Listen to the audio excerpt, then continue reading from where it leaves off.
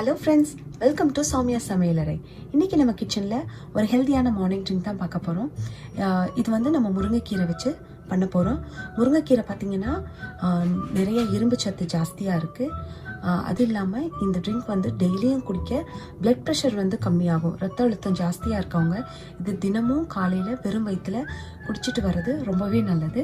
நீங்கள் குடிச்சிங்கன்னா ஒரு மாதத்துக்குள்ளே உங்களுக்கு நல்ல ஒரு சேஞ்ச் இருக்கும். இது பெரியவங்க மட்டும்தான் குடிக்கணுமா அப்படின்னா கிடையாது, யார் வேணாலும் குடிக்கலாம். சின்னவங்கலேருந்து குழந்தைங்கலேருந்து பெரியவங்க வரைக்கும் குடிக்கலாம். ஏன்னா இதில் வந்து இரும்பு சத்து ஜாஸ்தியாக இருக்குது. இப்போ இந்த மார்னிங் ட்ரிங்க் எப்படி பண்ணுறதுங்கிறத பார்ப்போம். இப்போ இந்த ஜூஸ் பண்ணுறது ரொம்பவே ஈஸி. இதுக்கு வந்து நம்ம ஒரு பாத்திரத்தில் 2 கப் தண்ணி எடுத்துக்கலாம்.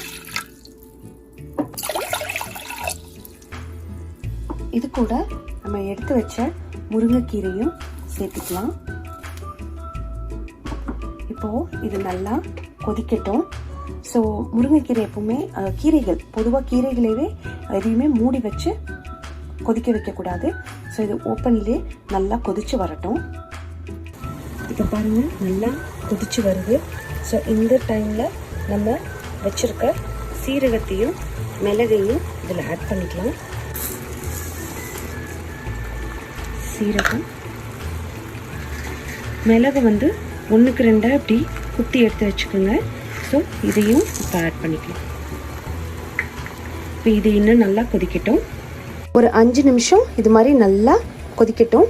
கொதிச்சதுக்கப்புறம் நம்ம வடிகட்டி எடுத்துக்கலாம். வடிகட்டி இப்போ நான் எடுத்து வச்சுருக்கேன்.